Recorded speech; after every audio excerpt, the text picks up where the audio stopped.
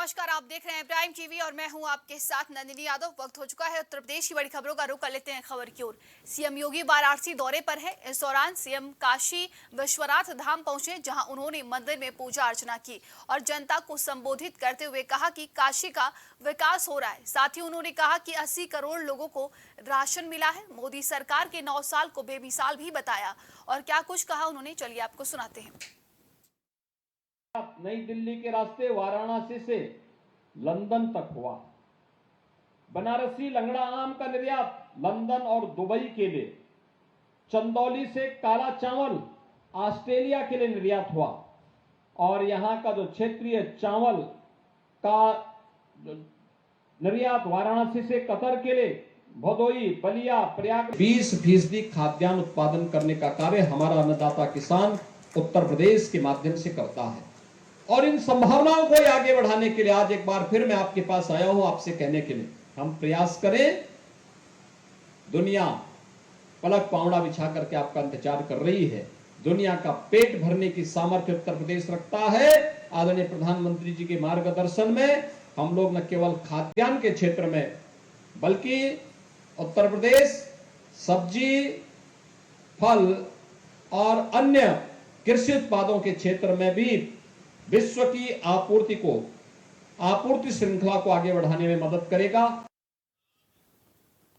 एक निजी कार्यक्रम में सपा के वरिष्ठ नेता महासचिव शिवपाल यादव सिंह औरैया पहुंचे, जहां सपा कार्यकर्ताओं ने उनका जोरदार स्वागत किया। तो वहीं एक बार फिर मुख्यमंत्री के सपा को चिपको आंदोलन वाले बयान को लेकर भी जवाब देते हुए कहा कि भारतीय जनता पार्टी की जमीन खिसक चुकी है। 2024 में भारतीय जनता पार्टी को हटाना है, क्योंकि भारतीय जनता पार्टी ने 9 सालों में देश को और 6 सालों में प्रदेश को कुछ नहीं दिया है। जनता के बीच जाकर झूठ बोला है, जनता को केवल धोखा दिया है। इसके साथ ही भारतीय जनता पार्टी के राज में कानून नाम की कोई चीज नहीं है। इसके साथ ही लोकसभा चुनाव में सपा भारतीय जनता पार्टी से पहले अपने प्रत्याशियों को टिकट देगी। शिवपाल सिंह यादव के अलीगढ़ से चुनाव लड़ने को लेकर भी कहा कि पार्टी फैसला करेगी, उन्हें कहां चुनाव लड़ाई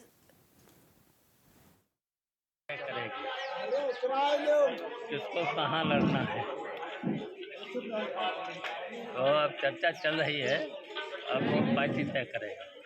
इस बार क्या आप सपा बीजेपी टिकट फाइनल होने के बाद अपने प्रत्याशी के नामों की घोषणा पहले करेंगे? बहुत जल्दी, बहुत पहले।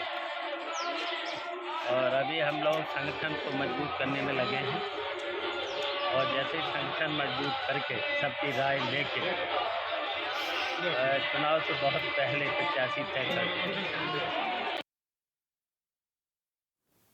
गोंडा में बाढ़ का विनाश लीला हर साल देखने को मिलता है। संभावित बाढ़ को देखते हुए सूबे के मुखिया योगी आदित्यनाथ ने जिले में बैठे आला अधिकारियों को दिशा निर्देश दिया है, क्योंकि बाढ़ से प्रभावित न हो और संभावित बाढ़ से पहले मरम्मत संपूर्ण रूप से करा ली जाए, जिसको लेकर पिछले 1 महीने के भीतर कई बार बैठक हुई और मरम्मत को लेकर मंथन हुआ।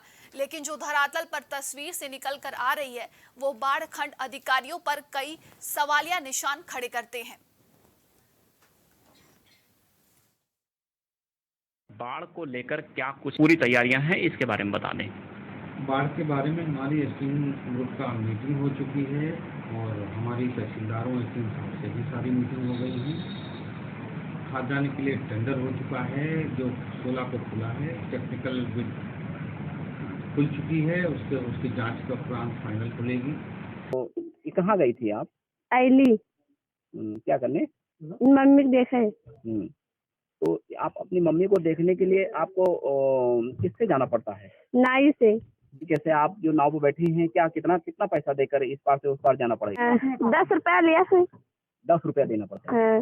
अरे होते 3-4 साल 4-5 साल से ही किस लिए होता है? अरे जहाँ कटे लगा था अपन कुछ दूर पर अपन लगावा था और इधर कटत है। नहीं, ये सब काम किस लिए हो रहा है?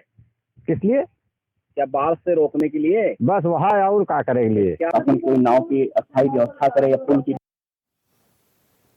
फरीदाबाद में बड़खल विधानसभा क्षेत्र से विधायिका सीमा त्रिखा ने मोदी सरकार के 9 साल पूरे होने पर और हरियाणा सरकार के 8.5 साल पूरे होने पर प्रेस वार्ता करते हुए जनहित में जारी सरकारी योजनाओं और विकास कार्यों पर चर्चा की। वहीं उन्होंने दशकों पहले सूख चुकी बड़खल झील में भी इसी साल पानी लाकर गुलजार करने की बात कही। पत्रकारों से बातचीत करते हुए बीजेपी विधायिका सीमा त्रिखा ने कहा कि आज की प्रेस वार्ता मोदी सरकार के 9 साल और हरियाणा सरकार के 8.5 साल पूरे होने पर रखी गई है। साथ ही इस अवसर पर सभी को शुभकामनाएं और जनता का धन्यवाद करने के लिए सब इकट्ठा हुए हैं। बड़खल विधानसभा क्षेत्र की सड़कों की बात करते हुए उन्होंने कहा कि क्षेत्र की 70% सड़कें बन चुकी हैं, जबकि सूरजकुंड रोड भी बनाई जा रही है, लेकिन बारिश की वजह से काम को रोक दिया गया है।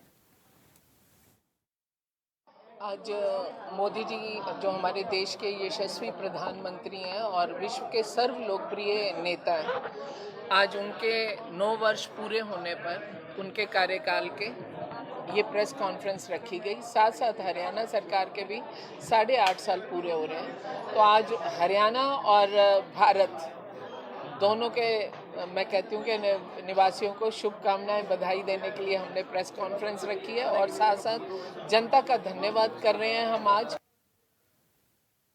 अमेठी में हाईकोर्ट के आदेश के बाद पीडब्ल्यूडी के जमीन पर हुए अवैध अतिक्रमण पर तहसील प्रशासन का बुलडोजर चला है।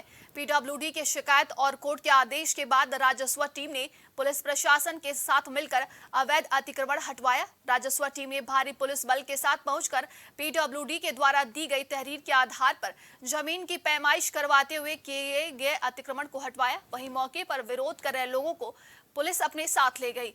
मुसाफिर खाना तहसील के लखमीपुर गांव का ये पूरा मामला बताया जा रहा है।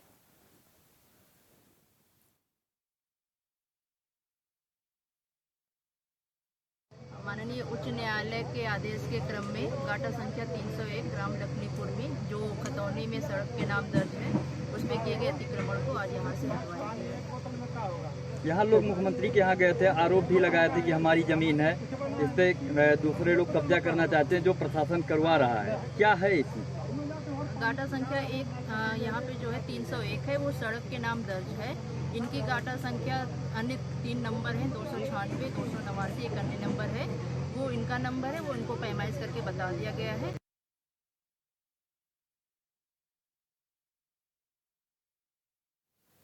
फरीदाबाद में पुलिस कमिश्नर विकास कुमार अरोड़ा के दिशा निर्देश पर इंटरनेशनल ड्रग डे पर भारी मात्रा में नशीले पदार्थों को भट्टी में डिस्पोज किया गया। इस मौके पर पुलिस कमिश्नर विकास कुमार की ओर से दी गई जानकारी में बताया गया कि करीब 1 साल के अंदर 84 एनडीपीएस के मामले दर्ज किए गए थे, जिसमें करीब 210 किलो के ड्रग को डिस्पोज किया गया है। फरीदाबाद पुलिस कमिश्नर ने जानकारी देते हुए बताया कि अब फरीदाबाद पुलिस एनडीपीएस को लेकर सतर्क है और अब सिर्फ नशा बेचने वाले ही नहीं बल्कि जहां से वो नशा लाते हैं और कौन कौन इसमें शामिल है, सभी को लेकर जांच की जाती है और कार्रवाई भी की जाती है और नशे से खरीदी गई प्रॉपर्टी को भी तोड़ा जाता है। आज 26 जून 2023, जैसा कि आपको पता है कि इंटरनेशनल ड्रग डे है। आज के दिन पूरे वर्ल्ड में एंटी ड्रग्स का एक डे मनाया जाता है और जैसे कि आपको पता है कि ड्रग्स पूरे समाज को, युवाओं को, इनके लिए काफ़ी घातक है। उसके लिए फरीदाबाद पुलिस बड़ी एक्टिव रहती है और करीब 300 से ऊपर केसेस हम 1 साल में पकड़ते हैं ड्रग्स के। और अब हमने उनके सोर्स तक भी जाने का वो किया हुआ है, जिसमें जहाँ से आदमी कोई गांजा लेके आया या इंजेक्शन लेके आया है तो उन सोर्स पे भी हम फर्स्ट लेवल, सेकंड लेवल के सोर्स तक भी हम लोग जा रहे हैं और उनको पकड़ रहे हैं। सहारनपुर में बेटी बचाओ बेटी पढ़ाओ के दावे और सरकार के दावे फेल होते दिखाई दे रहे हैं। बालगृह में लड़कियों के साथ यौन शारीरिक उत्पीड़न से लेकर मानसिक उत्पीड़न किया जा रहा है। 16 जून से लड़कियां मामले को उठाने में लगी हुई थी, लेकिन वह बालगृह के अधिकारी और स्टाफ पूरे मामले को छुपाता हुआ नजर आ रहा था। जहां बालगृह की बालिकाओं ने भूख हड़ताल के साथ साथ धरना प्रदर्शन भी किया, पर यह मामला भी दबाया गया, जिसके बाद भूख हड़ताल के चलते 11 लड़कियों की तबीयत अचानक बिगड़ गई, जहां पर उन्हें सरकारी अस्पताल न भेजकर पास के निजी अस्पताल में भर्ती कराया गया। फिर इलाज के बाद बालगृह में दोबारा प्रवेश दिया गया। जब ये मामला किसी तरह बाहर आया तो एक मीडिया कर्मी वहां पहुंचा और उन्होंने लड़कियों से बात की। छोटी छोटी लड़कियों ने बालगृह के अधिकारी वीपी सिंह पर शारीरिक शोषण उत्पीड़न का आरोप लगाया है। सोशल मीडिया पर खबर फैलते ही आला अधिकारी में भी हड़कंप मच गया। आला अधिकारी अब पूरे मामले की जांच कर रहे हैं।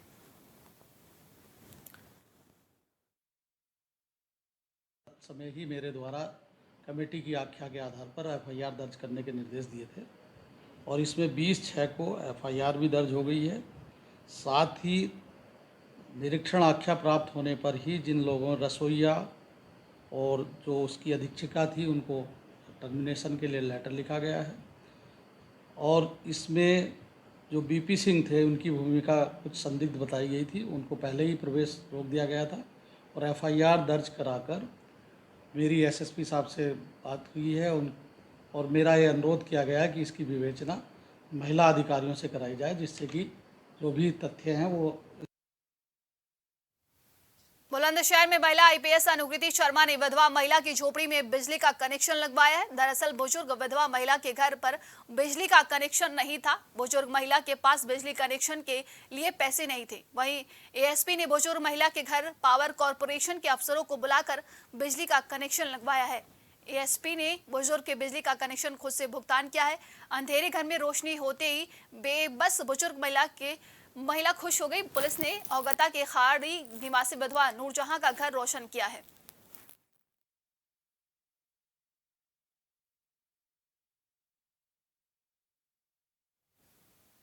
फरीदाबाद में गोल्ड बॉन्ड दिलाने के नाम पर ठगी करने वाले जामताड़ा के 12 ठग गिरफ्तार हो चुके हैं। एसीपी साइबर क्राइम अभिमन्यु ने बताया कि इन 12 ठगों की क्वालिफिकेशन 5 है। साइबर थाना एनआईटी ने प्रेस वार्ता के दौरान खुलासा किया है कि साइबर क्राइम को मिली शिकायत के आधार पर 12 आरोपियों को झारखंड ने गिरफ्तार कर लिया है। सभी आरोपियों को कई तरह के डिपार्टमेंट दिए गए हैं। बढ़ते क्राइम को देखते हुए साइबर थाना एनआईटी ने बड़ी सफलता हासिल की है। बता दें कि जगजीत सिंह की शिकायत पर 16 लाख की धोखाधड़ी की गई है। जगजीत सिंह जी की शिकायत पर इनमें 16,35,000 रुपए की धोखाधड़ी हुई थी। उनके साथ एक व्यक्ति था जमशेद नाम का, जो इनका नोन था, जिसको ये इनके संपर्क में था। इन्होंने कहा कि मेरे पास एक ऐसा व्यक्ति है जो हमारे धंधे में, आपके धंधे में इन्वेस्ट करना चाहता है और उसके लिए आपको दुर्गापुर जाना होगा। दुर्गापुर ये गए 19 जुलाई को। वहां पर इन्हें एक मनीष सिंह नाम के व्यक्ति से मिलवाया गया, जिसने एक स्कीम प्रपोज करी इन्हें। इन्होंने कहा कि मैं आपके धंधे में इन्वेस्ट करना चाहता हूं और मेरे पास एक पैसे की बहुत बड़ी खेप आने वाली है, जो कि मुझे गोल्ड बॉन्ड की खरीद फरोख्त के बीच के कारण मिलेगी। कुशीनगर में बारात के एक युवक को झगड़ा छुड़ाना महंगा पड़ गया। युवक को गांव के कुछ दबंगों ने बुरी तरीके से पीटा, जिससे युवक की हालत गंभीर है। गोरखपुर के मेडिकल कॉलेज आईसीयू में युवक को भर्ती करवाया गया है। वहीं पीड़ित के परिजनों के तहरीर देने के बावजूद पुलिस ने कोई कार्रवाई नहीं की। ये पूरा मामला कप्तानगंज थाना क्षेत्र के गजरा गाँव का है। क्या घटना हुई थी? घटना ये भइल है, हमारे लड़का के बोला के घिचवा के मरवाना है, सोजी का मरवाना है। कोतमा के स्कूल के चक्रोत के फूल बीचे है ना, हाँ मोटरसाइकिल पर बैठा के। पुलिस को सूचना दिए थे आप? हाँ, रतिया 23 तारीख की पुलिस को सूचना दिए थे? हाँ, नहीं सुनवाई का। नाम क्या आपका? हमारा फूलमती। हमारे घर के वो हैं भैया, और उसमें सुजीत और एक लड़का सोनी का बाइक से आया वहाँ, और उन लोगों को रात में बैठा के मेरे भैया को ले गए काफ़ी कुछ गांव के दूसरे गांव बगल में, सरे में मारे, सब हाथ तोड़ दिए, सब एकदम बेरहमी से मार के मेरे भैया को। कोई कार्रवाई नहीं हुआ अभी तक। 3 दिन 4 दिन का बात हो गया, थाने तक पोस्ट कागज गई, कोई जाँच पड़ताल में।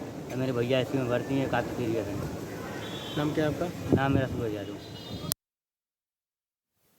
आज के लिए उत्तर प्रदेश की खबरों में बस इतना ही। देश दुनिया की तमाम खबरों के लिए देखते रहिए प्राइम टीवी। नमस्कार।